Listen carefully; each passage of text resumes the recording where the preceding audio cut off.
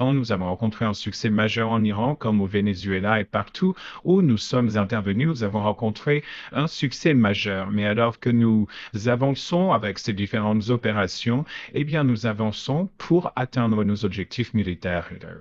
D'aucuns affirmeront que nous y sommes presque, nous avons oblitéré absolument toutes les forces qui existent en Iran, presque complètement. La puissance navale de l'Iran a été coulée, elle est désormais au fond de la mer. Ce sont presque 50 navires militaires. On m'a dit que c'était 51 navires militaires qui ont été coulés. Je ne savais pas qu'il y en avait autant, ça n'a pas duré très longtemps.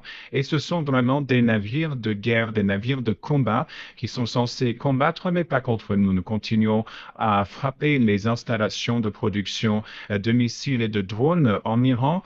L'ensemble de la manufacture de drones a été frappé. Nous connaissons tous les lieux où il y a des usines de fabrication de drones. Ces usines sont frappées les unes après les autres. Leurs capacités en termes de missiles ont été réduites de 90%. Aujourd'hui, il y a 10% de leur capacité d'avant le début de ces opérations. Il leur reste très peu de missiles.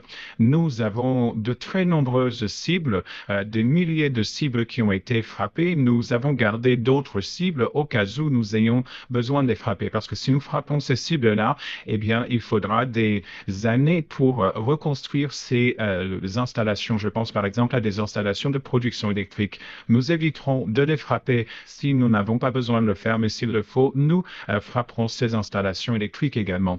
Nous attendons voir ce qui va se passer avant d'agir. Nous pourrions tout oblitérer en une seule journée. Mais vous savez, nous avons constaté qu'il y a eu une chute de 90% de leur capacité, mais je pense notamment aux capacités de lancement de missiles, 90% de réduction dans leur capacité, 83% de réduction de leur capacité à lancer des drones, et plus de 90% de déclin dans les lanceurs de missiles iraniens. Et ça, bien sûr, ce sera très difficile de récupérer